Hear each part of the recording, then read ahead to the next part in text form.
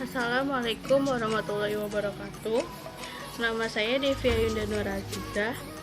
Saya mahasiswi Universitas Nasional, Fakultas Ekonomi, jurusan Manajemen. Di sini saya akan menjelaskan tentang pengertian IPM menurut para ahli, angka harapan hidup di kota saya, tingkat pendidikan di kota saya, menghitung IPM di kota saya, dan mengukur keberhasilan pembangunan manusia di kota saya. Indeks Pembangunan Manusia. Indeks Pembangunan Manusia atau IPM adalah pengukuran perbandingan dari harapan hidup, pendidikan, dan standar hidup untuk sebuah daerah maupun setiap negara. Indeks Pembangunan Manusia menurut para ahli.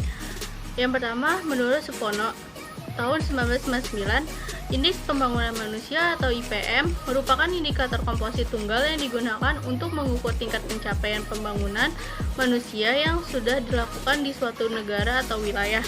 Yang kedua, menurut Soleha, tahun 2016, Indeks Pembangunan Manusia atau IPM memiliki beberapa manfaat menyadarkan para pengambilan keputusan agar lebih terfokus pada pencapaian manusia. Karena IPM diciptakan untuk menjadi hal utama dalam pembangunan sebuah negara. Angka harapan hidup di Kota Jakarta Timur menurut Badan Pusat Statistik.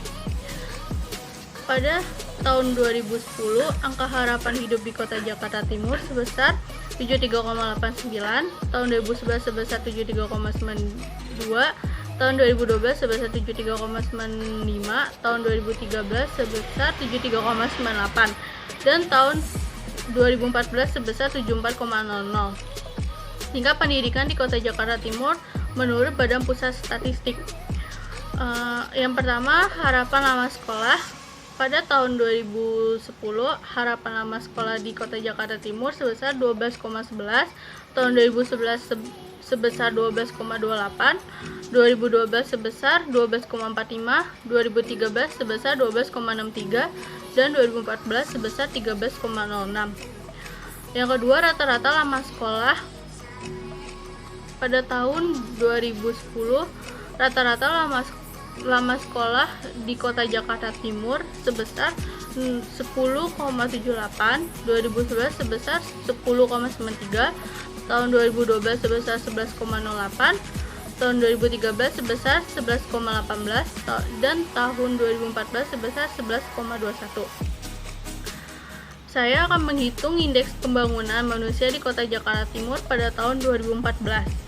Rumus IPM sama dengan 1/3 dikali indeks X1 ditambah indeks X2 ditambah indeks X3 dikali 100, di mana X1 adalah indeks angka harapan hidup, X2 adalah indeks pendidikan, X3 adalah indeks pengeluaran. Step 1, menghitung X1. X1 sama dengan AHH dikurang AHH min dibagi AHH maksimal dikurang AHH minimal. Hasilnya yaitu 0,8307. Dan step 2, menghitung X2 atau indeks pendidikan.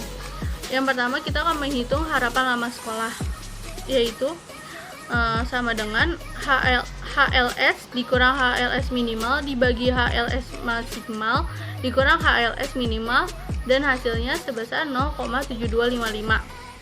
Yang kedua, kita akan menghitung indeks RLS atau rata-rata lama sekolah, sama dengan RLS dikurang RLS minimal dibagi RLS maksimal dikurang RLS minimal. Hasilnya adalah 0,7473. Dan sekarang kita akan menghitung indeks pendidikannya, sama dengan indeks HLS ditambah indeks RLS dibagi 2, sama dengan 0,7255 ditambah 0,7473 dibagi 2, dan hasilnya 0,7364. Step 3, kita akan menghitung X3 atau indeks pengeluaran. X3 sama dengan indeks pengeluaran dikurang indeks pengeluaran minimal dibagi indeks pengeluaran maksimal dikurang indeks pengeluaran minimal, yaitu hasilnya sebesar 0,5962. Step 4, kita akan menghitung IPM. IPM sama dengan 1/3 dikali 0,307 ditambah 0,7364 ditambah 0,5962 dikali 100, dan hasilnya adalah 72,11. Jadi total IPM pada Kota Jakarta Timur pada tahun 2014 sebesar 72,11. Dan terakhir saya akan mengukur keberhasilan pembangunan manusia di Kota Jakarta Timur. Tolak ukur utama yang digunakan dalam mengukur kesejahteraan daerah adalah IPM. Maka tahun 2014 IPM Kota Jakarta Timur mencapai 72,11. Nilai IPM sendiri adalah pada skala 0 sampai 100, di mana nilai IPM 80 ke atas termasuk dalam kategori tinggi, lalu IPM 66,0 hingga 79,9 dalam kategori menengah atas.